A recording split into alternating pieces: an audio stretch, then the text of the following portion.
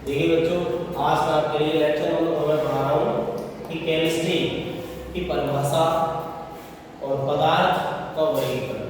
देखिए बहुत ही आसान और शॉर्ट कंटेंट के साथ रसायन विज्ञान की परिभाषा और पदार्थ की परिभाषा तथा उसका वर्गीकरण शॉर्ट कंटेंट के साथ समझें।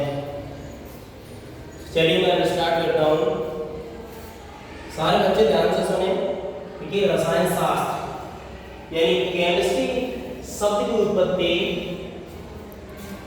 मिस्र के कीमिया शब्द से हुई है। कौन सा कीमिया शब्द का अर्थ क्या होता है? काली मिट्टी, ब्लैक सॉइल। पता चल गया आपको कि केमिस्ट्री शब्द की उत्पत्ति किससे हुई है? काली मिट्टी से नहीं, मिस्र के कीमिया शब्द से। और कीमिया शब्द का शाब्दिक अर्थ क्या होता है? काली मिट्टी, ब्लैक सॉइल। ठीक है। अब हम बात करते हैं कि रसायन शास्त्र यानी रसायन विज्ञान के जनक कौन है? लैबोरेटरी को कहते हैं। इसे विज्ञान का विज्ञान कहा जाता है। यानी केमिस्ट्री जो है वो क्या है? विज्ञान का विज्ञान है। ठीक है। आगे अगर हम इसकी परिभाषा की बात करें तो रसायन शास्त्र विभिन्न पदार्थों, खासकर पूरी रसायन पदार्थ पर डिपेंड है। रसायन शास्त्र विभिन्न पदार्थों के पारस्परिक यानी आपसी संबंध तथा उनकी क्रियाविधि, उनकी मैकेनिज्म सिस्टम जो भी कंपाउंड्स है का अध्ययन है। ठीक है। अगर आपसे कोई पूछता है कि रसायन विज्ञान क्या है, व्हाट इज केमिस्ट्री, क्या बोलोगे आप? कि विभिन्न पदार्थों के पारस्परिक संबंध तथा उनके क्रियाविधि का अध्ययन है। क्या कहते हैं इसको? रसायन विज्ञान या रसायन शास्त्र। ठीक है। बात करते हैं पूरी केमिस्ट्री किस पर डिपेंड है? पदार्थ पर। तो पदार्थ को द्रव्य भी कहते हैं, लेकिन इसको मैटर कहा जाता है। ठीक है।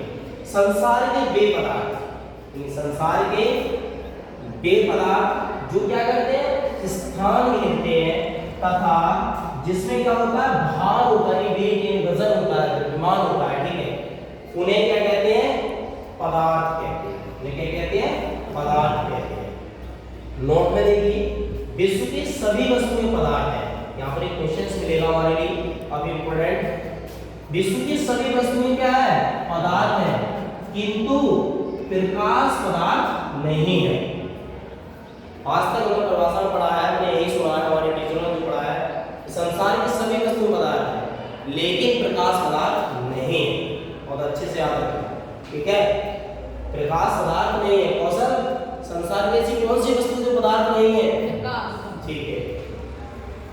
क्यों नहीं है? क्योंकि इसमें भार नहीं होता। ठीक है। देखिए यहाँ नोट में कुछ और मैंने बनाया है। द्रव्य और द्रव्य में अंतर क्या है? तुमने सुना होगा अक्सर कि द्रव्य और द्रव्य में अंतर। तो बेटा जो द्रव होता है वो द्रव्य की एक अवस्था होती है। द्रव्य की एक अवस्था द्रव होती है। द्रव्य का मतलब होता है पूरा का पूरा पदार्थ। ठीक है।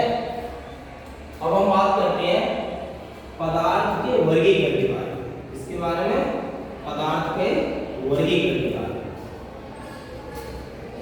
तो देखिए, पदार्थ जो आपका है वो भौतिक के आधार पर और रसायन के आधार पर, यानी भौतिक गुणधर्म और रासायनिक गुणधर्म के आधार पर डिवाइड किया गया है। तो भौतिक के आधार पर पदार्थ की 5 अवस्थाएं हैं, लेकिन हम 3 का अध्ययन करते हैं। आपके इस देश में ये थ्योरी जो है वो अवेलेबल नहीं है। तो आइए बात करते हैं भौतिक अवस्था के आधार पर पदार्थ की कितनी अवस्था है। तो कितनी है? अगर आपसे कोई पूछता है तो बताना 5। ठीक है।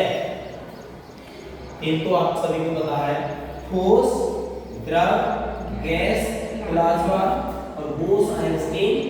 ठीक है। ठीक है।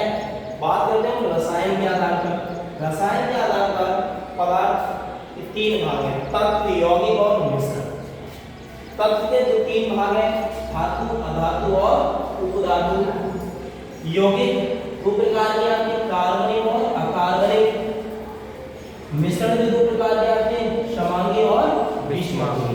यहाँ पर जरा मैं बात करूंगा तत्वों को लेकर। देखिए तत्व जो है एक समान प्रकार के बने हुए होते हैं।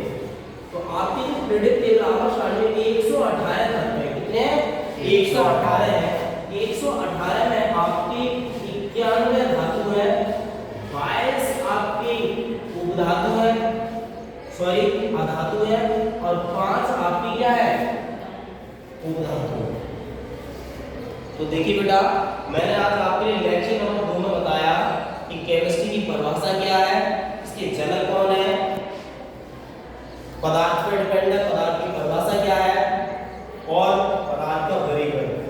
कल का लेक्चर नंबर 3 में आपके लिए ये छोटे छोटे जो टॉपिक या कंटेंट है, ठोस द्रव गैस प्लाज्मा भूसाइन स्थिति और तत्व यौगिक और मिश्रण इनके प्रकार सभी डेफिनेशन विद एग्जांपल के एक्सप्लेन करूंगा। खराब